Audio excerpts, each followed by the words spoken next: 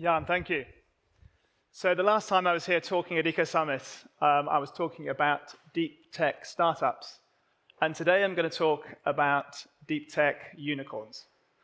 Just following on from Bart Marcus's words, the world that we inhabit, that we have worked so hard in, is changing.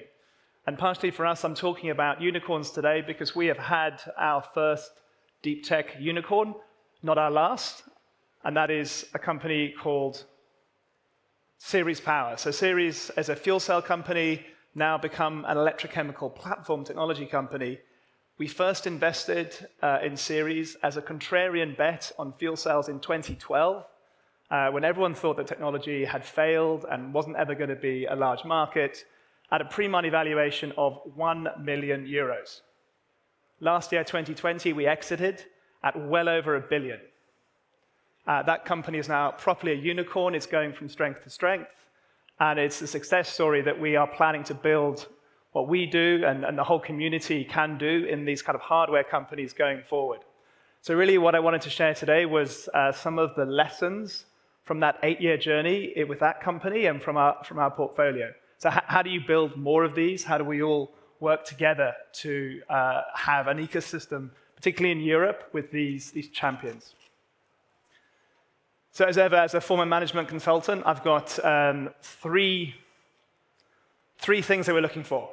Technology, patience and having the right structure, and really thinking hard about how to finance the infrastructure. So the first piece around technology is obvious: pick the right technology. What do we mean when we talk about really exciting technologies that can become unicorns? Firstly, it's about being different. So we're looking for something which is completely different from the other offerings in the marketplace. It doesn't always work, but when it does, it means you have an offering that others recognize as being unique. The second piece is around being a platform technology.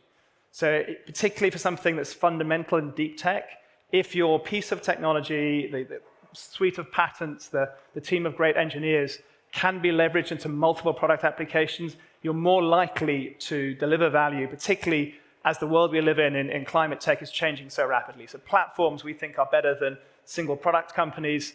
And the final piece is around large markets. And what we're increasingly finding is there's a coincidence between the largest markets, markets in the tens of billions, hundreds of billions, and the biggest carbon savings.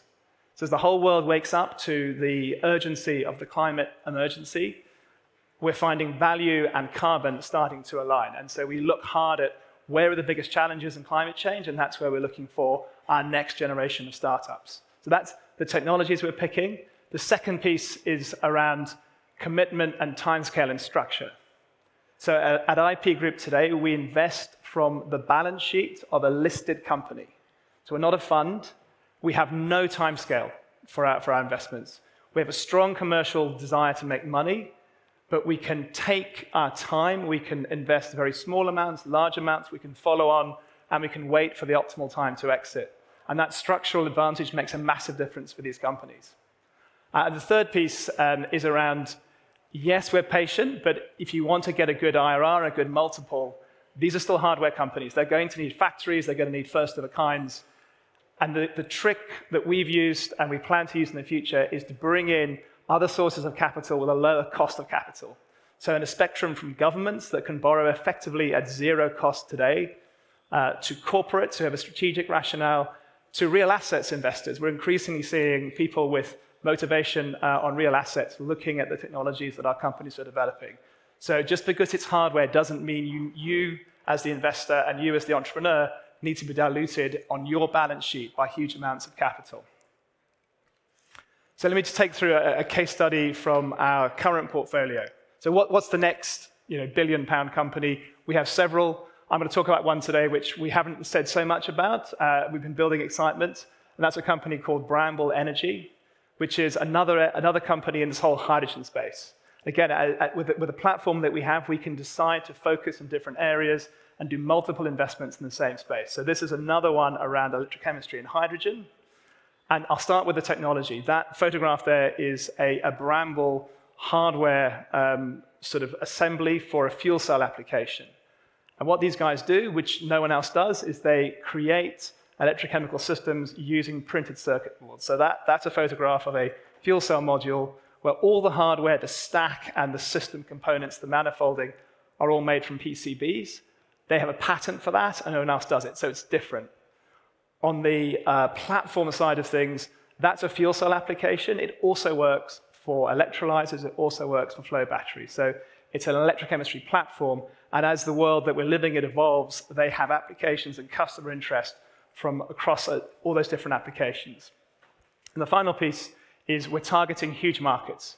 So in the 2 years since I was last here, hydrogen has moved from almost like a fringe area to an essential part of the net zero reality that we're moving into. And that company's working exclusively around hydrogen. I talked about patience and having a platform. So as I said, we have no particular time scale. This company is something I haven't talked about that much, but we've actually been talking to the scientists and entrepreneurs behind this company since 2010. We've known them for a long time. First investment in 2016, small amounts of money targeted to de-risk the technology risk. Then a Series A last year, and now already a Series B of 30 million euros. So we're able to follow on it when the timing is right, and for this company, there's a lot of commercial interest right now, and they're growing the team rapidly. In terms of exit, we don't have our constraint. We're going to wait and exit when the time is right, and that could be through a trade sale, it could be through an IPO, and the total journey could be 8 years like Series Power, it could be longer. And the final piece for this company is around this, have somebody else pay for your manufacturing assets. And as I said earlier, the hardware that this company develops can be manufactured on any existing PCB fab. That was the thing that really got our attention when we first saw the technology, is they can bond individual fuel cells onto these PCB boards, so they can just go to a fab in the UK, in China, in Taiwan, and send a design file and some inks, and you're making electrochemistry hardware. So one of their strap lines is, we have gigawatts of capacity of electrochemistry today because there's no constraint really in the availability of that capital. Those factories already exist, somebody else's money, and that means we don't have to put that through the balance sheet. So that's one example in our portfolio today. Bart Marcus is chairman of First Light Fusion. It's another example of a potential unicorn company, and our plan is to try and create more of these as our whole world is increasingly getting more exciting. So we're in the process of raising a dedicated clean tech vehicle to do this. Another permanent capital vehicle, strongly backed by IP Group.